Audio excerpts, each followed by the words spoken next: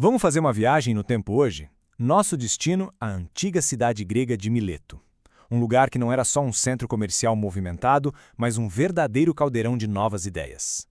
Foi lá que nasceu um jeito totalmente revolucionário de pensar o mundo que acabou dando origem ao que hoje a gente conhece como filosofia e ciência. E tudo isso começou com uma pergunta. Uma pergunta bem simples. Na verdade, mas talvez a mais profunda de todas. Do que tudo é feito? Qual é aquela matéria-prima básica que forma tudo o que existe, desde as estrelas no céu até as pedras no chão e nós mesmos? E é aqui que a coisa muda de figura. Por quê? Até então, as respostas para esse tipo de pergunta vinham sempre dos mitos, das histórias dos deuses. Mas pela primeira vez na história, um grupo de pensadores decidiu deixar essas histórias de lado e usar duas ferramentas novas e poderosas: a observação do mundo e a lógica. Foi um momento de virada total. O nosso primeiro protagonista nessa história é Tales de Mileto. E olha, ele não era um acadêmico de Torre de Marfim, não. Ele era um homem prático, engenheiro, astrônomo, alguém que era conhecido, acima de tudo, pela sua capacidade incrível de observar a natureza. Para a gente ter uma ideia do calibre de Tales, dizem que ele conseguiu prever um eclipse solar no ano de 585 a.C., um feito absurdo para a época que consolidou a reputação dele. Isso mostra que ele não estava só chutando, ele estava calculando, observando os padrões do universo. Então, que pistas levaram Tales à sua grande ideia? Bom, ele era um ótimo detetive. Ele viu que toda a forma de vida, de sementes a embriões, precisava de umidade para existir.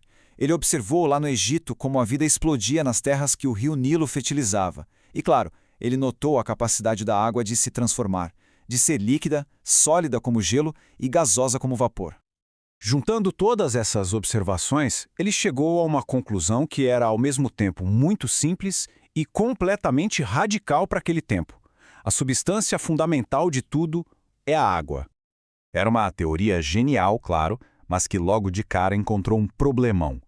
Se tudo é feito de água, que é úmida e fria, como é que se explica o seu completo oposto, o fogo, que é quente e seco? A teoria de Tales, por ser baseada só no que se podia ver, tinha essa dificuldade. E essa pergunta abriu a porta para o próximo pensador. E aí entra em cena Anaximandro, também de Mileto. Ele olhou para o problema de Tales e pensou: ok, e se a origem de tudo não for nenhuma das coisas que a gente já conhece? A solução dele foi bem mais abstrata, bem mais ousada. Anaximandro chamou essa fonte de apeiron, uma palavra que a gente pode traduzir como o infinito ou o ilimitado. Não era água, nem terra, nem fogo.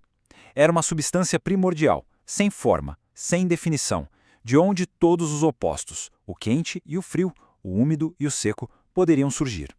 A lógica por trás disso é fascinante. Anaximandro basicamente disse o seguinte: qualquer elemento que a gente conhece como água já é algo específico, definido, finito. Então, a origem de todas as coisas finitas não pode ser ela mesma finita.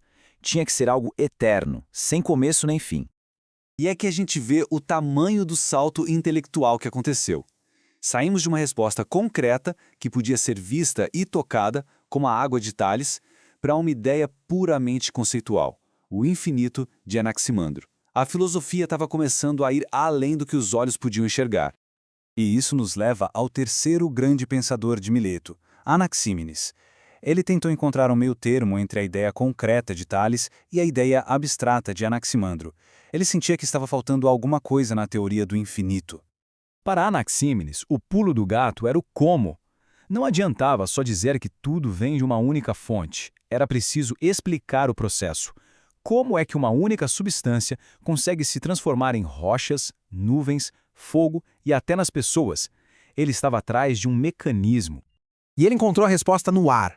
O ar era algo que se podia sentir como a água de Tales, mas era dinâmico o suficiente para explicar as transformações. O mecanismo que ele propôs era brilhante de tão simples: rarefação e condensação. Quando o ar fica mais ralo, mais rarefeito, ele vira fogo. Quando ele se condensa, fica mais denso, vira vento, depois nuvem, depois água, depois terra e, por fim, pedra.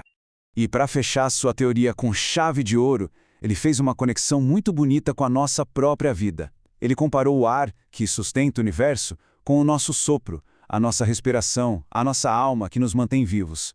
Uma assimetria perfeita entre o cosmos e o ser humano. Então, Depois de passar por esses 3 pensadores, o que fica dessa história toda? Vimos 3 teorias bem diferentes, mas o mais importante aqui não é descobrir quem estava certo. O verdadeiro legado é a própria jornada do pensamento. A evolução do pensamento fica muito clara aqui. Tales partiu da observação direta. Anaximandro deu um salto gigantesco para o abstrato. E Anaxímenes tentou juntar as duas coisas, um elemento físico, mas com um mecanismo claro de transformação. O debate filosófico tinha começado. Hoje a gente sabe que o mundo não é feito de água, nem de ar, nem do apeirão. No fim das contas, as respostas deles estavam erradas. Mas, e esse é o grande mais da história, o método que eles criaram, o método foi absolutamente revolucionário. Eles foram os primeiros a procurar explicações para o mundo na própria natureza, sem precisar invocar os deuses. Eles estabeleceram a lógica e a observação como as ferramentas principais para entender a realidade. E, talvez o mais importante de tudo, eles debatiam e criticavam as ideias uns dos outros, criando uma tradição de avanço do conhecimento que dura até hoje. E isso nos deixa com uma última reflexão. Talvez o mais importante nessa história toda não tenha sido encontrar a resposta certa de primeira. Talvez a maior contribuição deles tenha sido simplesmente a coragem. A coragem de olhar para o universo e fazer a pergunta. A audácia de perguntar por quê e do que é feito.